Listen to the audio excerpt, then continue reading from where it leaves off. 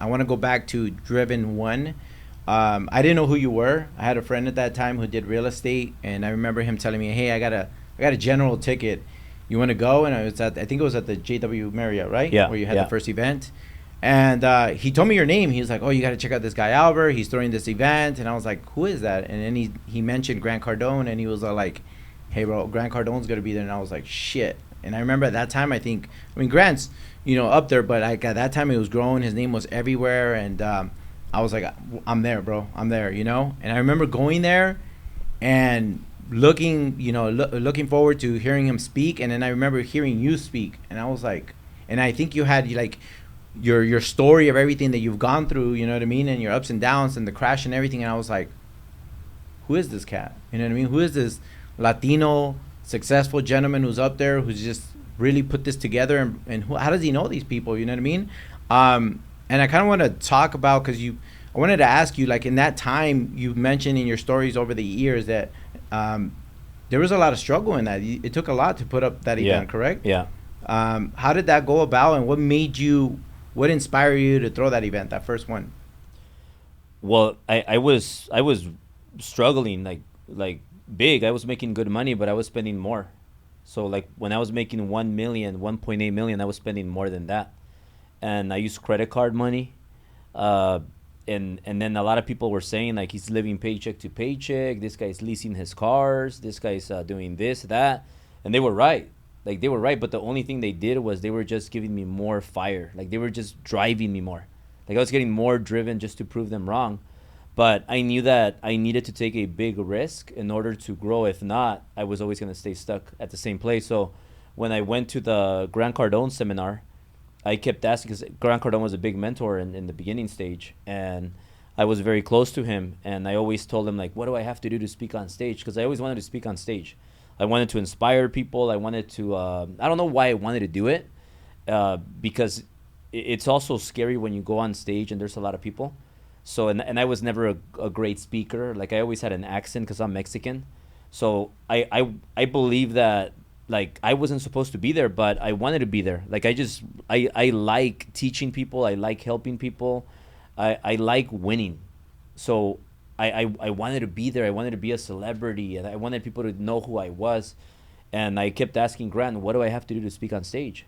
And he would say, "Well, you got to reach this goal," and then I would reach that goal, and then it still wasn't enough. "What do I have to do, Grant?" "You got to do this." "Okay, let me do that." Then again, "What do I have to do?" "I'm not speaking again." "Well, you got to. It's not only about making money. You got to be known because you got to help sell tickets. If even if you have a business and you're successful, if you don't have influence, if you don't have a following, then you're not going to be a speaker because you're not going to sell tickets." So it's not only about money. You got to have a following. So long story short, I got tired of waiting, and I kind of said, "You know what, Grant? I can't wait," and I created my own event. So I said, if I can't speak on your stage, before him, another speaker, a mortgage coach, Todd Duncan, same thing. He wouldn't put me on stage, and nothing bad about them, by the way. I love Grant Cardone, and if Grant Cardone sees this, like I look up to you. You're very accomplished, and I have nothing but great things to say about Grant and Todd Duncan, but they just never give me the opportunity, and maybe I wasn't ready. So because of that, I decided to create my own stage, and I self-funded my own event, and I asked a buddy if he could go 50-50 with me to start the event, because I told him the only way we're going to grow our mortgage company and real estate company is if we are known, if we become celebrities, if we are in the event space and we have thousands of people watching us. And my friend didn't want to do it. He was just scared. He didn't think I was a speaker. He said I don't have experience. It's too risky. So I just went home after that seminar and after speaking with my friend, and I told Sil, "Hey, we got to start an event. Like we got to start it." And I remember that Grant started. His first event he planned it in 3 months. So I told Sil, we're gonna have it in 3 months, because she asked me when. I said in 3 months, in September. So we did that. We planned it 3 months. We didn't have any money. I told Sil, let me just take a shower really quick and let me think about the event. And I was listening to Patrick Bet David, and there was a video, and he kept on saying the word drive, and just drive, drive, drive, drive. So when I came out, I just told my wife, "Sil, we're gonna create an event. It's gonna be called Driven. We're having it at the Ritz, and we're gonna make it happen. And she thought I was crazy, but I just committed. And then I didn't have any money, so I used my credit card to send Grant 25K, and then to also give the Ritz 25K. And then I booked Grant for my first event because I knew he would sell the tickets. Because I learned I learn a lot. Like, I listen. So Grant said, you need a following. So I know Grant has a following, so I would bring him to the first event so that he could help me sell tickets, and then his audience will fall in love with me, and then I would capture that audience, and I would start there with the whole event and creating my personal brand.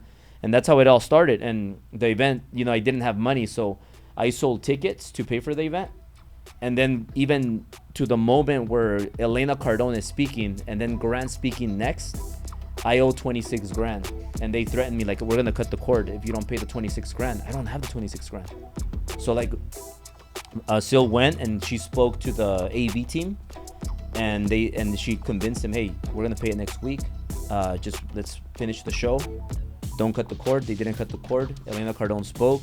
Then Grant went up, and then Grant introduced me. I spoke last. And it was my first time speaking, like, in front of we had like 500 people, 500, 600 people. And that was the first driven, and it happened.